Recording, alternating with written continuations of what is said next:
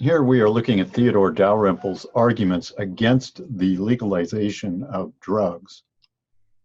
Before he begins with the specific arguments about legalization and drugs, he makes a meta-observation, and he describes a common progression that occurs in society regarding our general beliefs about something. So at one point, something is unthinkable, but then it starts to become thinkable. In other words, something is maybe universally condemned, but then a few people start questioning, maybe we ought not condemn this activity. That questioning becomes more common and then gradually becomes much more accepted. Finally, not only is it broadly accepted, it's considered an orthodox truth. I believe Dalrymple will agree that this is what has occurred with, say, views on homosexual relationships. Certainly 50 years ago or so, it was kind of unthinkable that that would be acceptable, and then gradually becoming more and more common, and so on, going through this progression until it's currently, of course, our society believes there is nothing wrong with such relationships. And he claims that this is the case with legalizing drugs. Now, for Dalrymple, though, of course, he thinks that this is a mistake. We're not making any judgments or claims about what he might think about the changes in views on homosexuality. But when it comes with drugs, he says that this is a mistake. And a general concern that he has is that contemporary society has much greater access to a wide variety of mind-altering drugs than in the past. And so this makes the issue of drugs of greater concern. In addition, we now have a citizenry that strives to seek pleasures in their own ways. In other words, we have valued liberty and individuality and the seeking of pleasure to the point that drugs have become a much more commonly accepted way of doing that. Dalrymple considers three arguments for legalization, and he puts those into two different categories, two approaches, what he calls the philosophical approach and the pragmatic approach. I think the lines between the two are not that clear cut, but let's follow his designations here. The pragmatic arguments are clearly utilitarian in nature, that is, taking a cost-benefit analysis of legalizing drugs and then determining which view would be of greater value. The philosophical arguments are based on a no-harm principle similar to John Stuart Mill. So we're not talking about his utilitarian views per se here, although that will be relevant. We're talking about his views in terms of government restrictions. And he says the only purpose for which power can be rightfully exercised over any member of the community against his will is to prevent harm to others.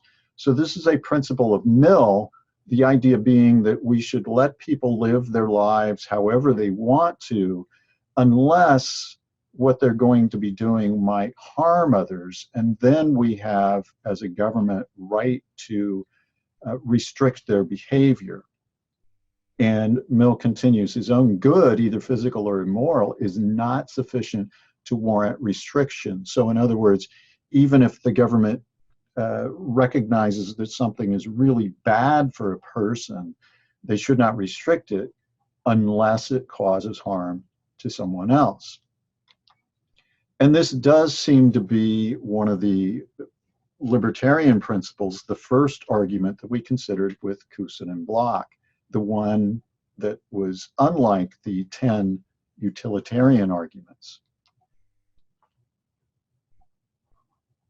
So the regular use of or the addiction to drugs does not merely affect the user, argues Dalrymple, but also his spouse, his children, his neighbors, and his employers. We could add employees if the person is in a position of owning a business. So that would be problematic off the bat. Dalrymple argues that this is not something that merely affects the individual who is taking the drugs, but it can cause harm to others. He also argues that Mill's principle is nearly useless in determining what should or should not be permitted in practice because of these kinds of things, where it's hard to determine how much one person's harm to themselves might affect other people. And so because of this, even if one is harming oneself, there are other people affected by it. And so using the harm principle as a way of determining what should or should not be restricted, Dalrymple argues, is nearly useless, virtually useless. He also makes this point that once a prohibition has been removed, it is extremely hard to restore. And even if that proves to be socially disastrous,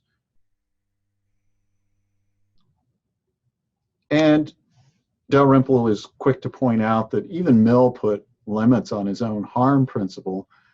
For one, thinking back to what we learned from utilitarianism, some pleasures are of greater quality than others. Some goals are intrinsically of more value than others. In other words, not all pleasures are on a par with one another. And the person who is most free is not one who slavishly follows his appetites. So even Mill could agree with this, that there are higher pleasures and lower pleasures. And if one is merely following the lower pleasures and becomes consumed with those to the point of being incapable of pursuing the higher pleasures, then that is problematic. And Dalrymple, like many philosophers, is prone to extreme examples to make his point, but it does make his point. So he has this extreme case that shows the limits on Mill's principles. Consider the prohibition of public exhibitions of necrophilia. Certainly we have these. I think it's a generally considered good idea that we have these, but it could be argued with the same rationale that is used for legalizing drugs. Look, no one's harmed. It brings pleasure to those involved. So there's no basis for its prohibition. Now, again, presumably, it ought to be obvious that necrophilia ought to be prohibited, ought not to be something that is publicly exhibited. It seems to be a clear case, and yet if all we're concerned about is whether or not people are pursuing their own pleasure and whether anybody else is harmed, it seemed like that might give a justification for it. So this is a case where he's trying to show the limitation of the harm principle. Dalrymple goes to the concern about drugs and liberty. So this was one of the first arguments of Cousin and Bloch. But he says, Dalrymple argues, wait a minute, the consumption of drugs actually reduces one's freedom. It's not an action of freedom, it's a reduction of freedom by limiting what the individual can pursue. It limits opportunities for raising a family, for fulfilling civic obligations, for example. Someone who is continually consuming drugs is not capable of pursuing other things. And he makes this judgment that taking drugs is a lazy person's way of pursuing happiness. Now, I would say on both of these, of course, he's kind of assuming that the drug taking is an overwhelming or dominating force in one person's life. So he's not really considering certain individual cases where that does not, in fact, take place. Now, restrictions against drugs do not create a significant loss of happiness or value in one's life. Recall we discussed this on the issue of Cousin and Bloch and whether this makes you a slave to the state by having restrictions against the use of drugs. And Dalrymple argues, of course, it does not. This is not that big of a loss. Now, pragmatic arguments for legalization. What arguments are there? Dalrymple considers opposing view, and some of these are very similar to ones that Kusin and Block presented. The harms done are due to legal restrictions, not due to the effects of the taking of drugs. So, for example, crimes occur because it's illegal to take drugs. Costs of enforcement is great, and we could save money by not having drugs be illegal. Potency of drugs is high and not controlled when drugs are illegal. So these are all harms that result from having restrictions on drugs. A second argument that Dalrymple considers is that if legalized, drugs would be less expensive and thus would reduce the needs for burglary or theft to support their use. Now keep in mind here, these are arguments that Dalrymple is considering from his opponent's perspective, right? These are not arguments that Dalrymple endorses. They're ones that he is evaluating and considering. And so he's considering this argument. Look, if legalized, there wouldn't be as much theft, there wouldn't be as much problem with burglary or other crime because the cost of the drugs would be reduced. And compared to alcohol, prohibiting the use of drugs is hypocritical, arbitrary, and dictatorial. In other words, we allow the sale and consumption of alcohol, but it's the cause of a great many problems in society, and yet there are other drugs that are less harmful than consuming alcohol. And so because of that, we're not being consistent as a society. That's the argument there. So Dalrymple kind of sprinkles his responses to the three arguments throughout the article that he has. So I've tried to organize them somewhat in terms of responses to these arguments.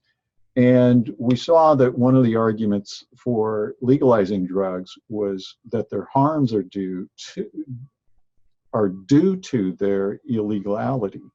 So of course the illegality of drugs is the cause of their criminality. So Dalrymple grants that, but then he says, but that's the case with parking violations, stealing cars, rape, and murder for that matter. In other words, we make things illegal and that produces crime because people don't follow the laws, even with parking violations.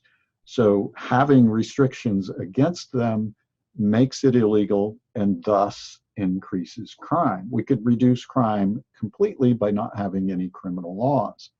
And obviously Dalrymple says that would be a crazy thing to do. A second point that he makes is that proponents of legalization often claim that it's not possible to win the war on drugs and we are losing this war, so why should we be fighting it? His response is that the impossibility of winning the war on drugs does not provide a good argument. Why? Well, we're not winning the war on theft, burglary, or fraud either.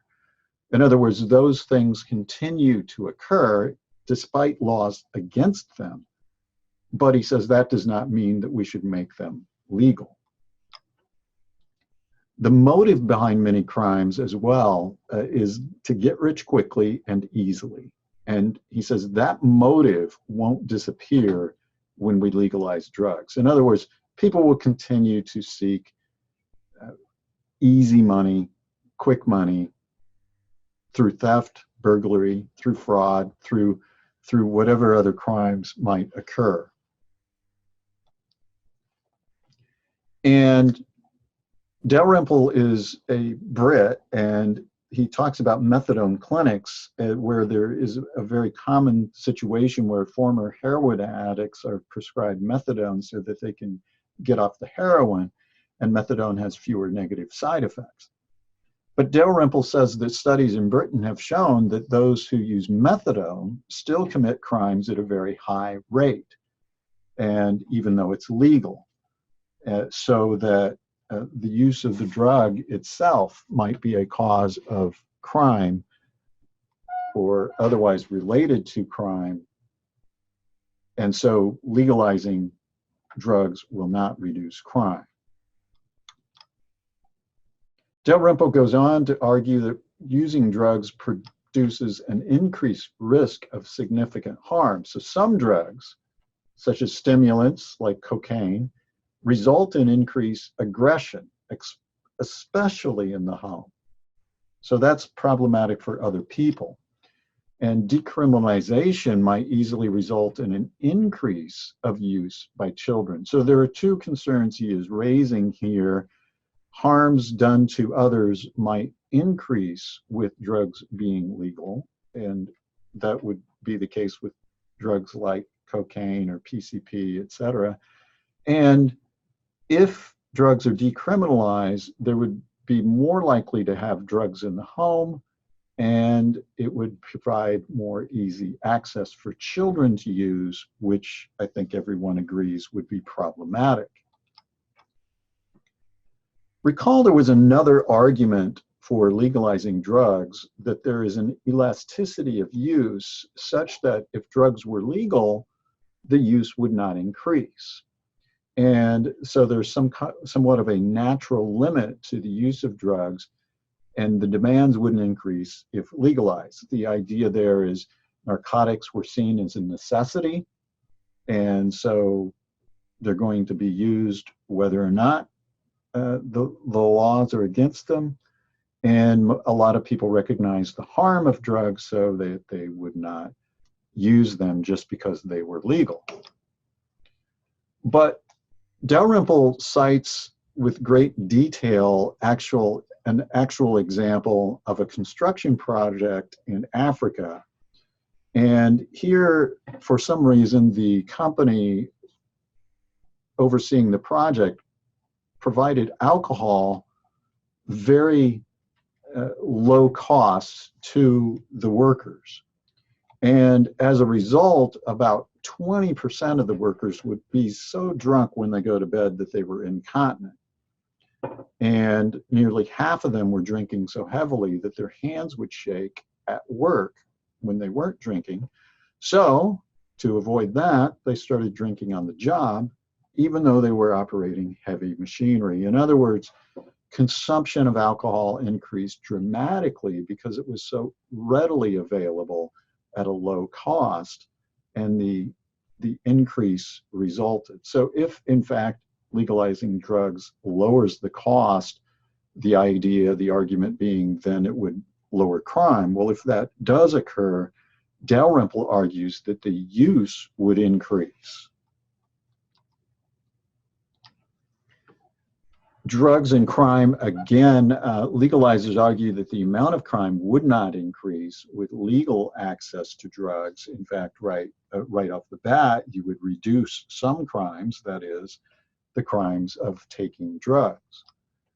Now, it may have some truth for individual cases, agrees Dalrymple, but that's not the same as reducing the amount of crime for addicts when taken as a whole. So, Dalrymple provides an analogy with prison. And some people claim that we need prison reform to a high degree. In fact, there's such a high rate of recidivism among prisoners that prisons don't work at all, so we should just get rid of them. There are arguments along those lines. But would we really think that abolishing prisons would decrease the reasons that people are put in prisons? Murder, drunk driving, those kinds of things. And Dalrymple says, of course it would not decrease the activities that results in people being in prison. Instead, those would increase. And so, again, it's an analogy with legalizing drugs. That is, eliminating prisons would be like legalizing drugs. You eliminate prisons, you don't decrease crime because of that. You legalize drugs, you don't decrease the amount of drug taking because of that. Finally, it's often said of those who argue for legalization of drugs that many of the drugs that are illegal are no worse than alcohol. And Dalrymple argues that there there are some similarities between drugs and alcohol, and he makes one in his analogy in the case with Africa and the consequences of having inexpensive access to the intoxicants, as well as their analogies with children having greater access to drugs if they were made legal, just like children have greater access to alcohol because alcohol is common and legal. However, Dalrymple argues that the prohibition of alcohol failed, but that doesn't provide a good comparison at all. It's one thing to prohibit a drug that is in customary use. That was the case with alcohol prior to prohibition and is the case with alcohol now. But it's quite another thing to retain a ban so that they do not become customary in use. So he's arguing that there's a significant distinction between alcohol and drugs. Alcohol is commonly used already, so to restrict it doesn't work. It is so entrenched in society and has been for centuries, whereas drug use is not entrenched in society, so having laws against it can continue to prevent it from becoming common and entrenched in society. So there's a disanalogy with drugs and alcohol on that basis.